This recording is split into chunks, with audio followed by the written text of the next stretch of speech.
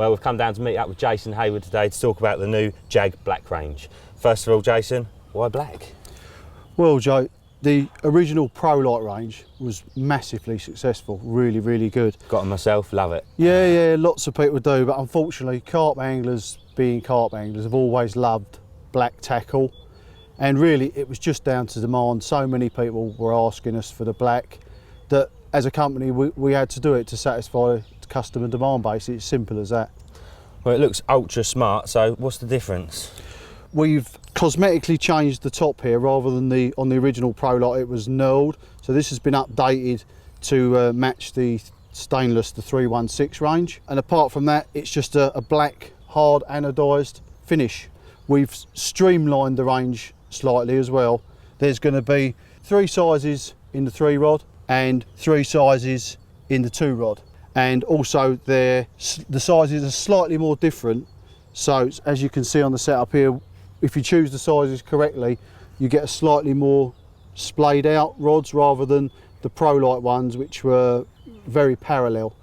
Also, customers were asking us that whilst a lot of lads do like the narrow ones, some of the lads they didn't like the rods, you know, the reels too close together, etc. So we have made some wider bars as well in this range. So it's all just down to preference, really? Yeah, well, we've listened to what our customers wanted, and rather than confusing people with loads of different sizes and etc, we've just streamlined the range just to meet the demand of what people wanted. The whole ethos of the Pro Light range originally was lightweight, and as soon as you start to make things adjustable and locking pins and this, you're adding weight. You know, these sort of things, you know, these weigh like 100 grams. It's absolutely nothing, you know. Right, well obviously I've got the grey Pro Light stuff myself, and I know it's ultra hard wearing, so is this just as tough? Well, we've tested it and it's at least as tough as the grey stuff. You know, it's very hard wearing. The aluminium is a high grade UK sourced aluminium, top grade stuff, and the coating is a very hard anodised black. So yes, it's as hard as the grey.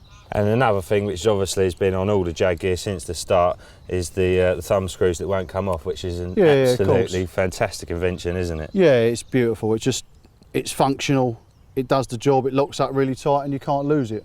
What more do you want? Right, but there's obviously various bits in the JAG Black range, so do you want to talk us through it? Yeah, okay, there's different sizes of bank stick. There's 7-inch, 9-inch, 11, 15 and a 20, okay.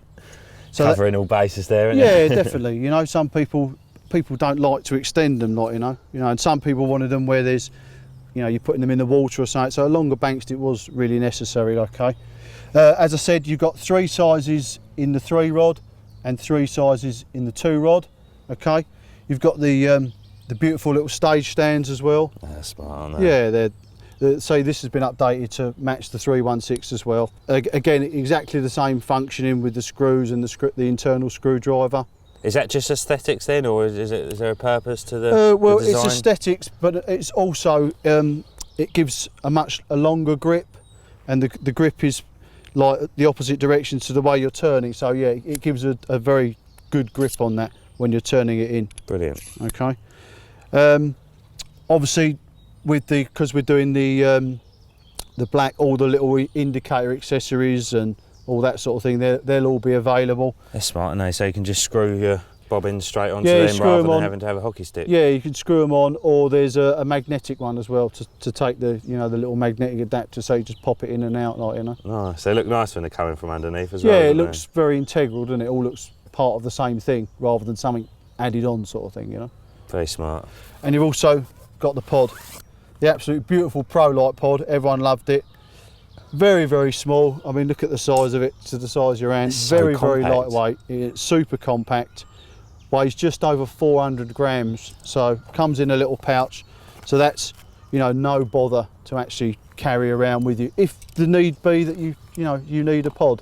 Wow. And we're also, just to complete the range and just to finish it off nicely, we're going to be doing a black buzzer bar bag for your buzzers and your sticks to go in, and the pod just simply slides in there. So you've got your whole setup within this one bag.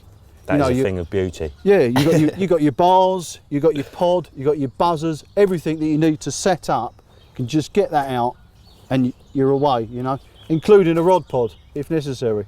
What we found is a lot of anglers on the river, and a lot of people who fish canals, where they're roving, but they also need a pod.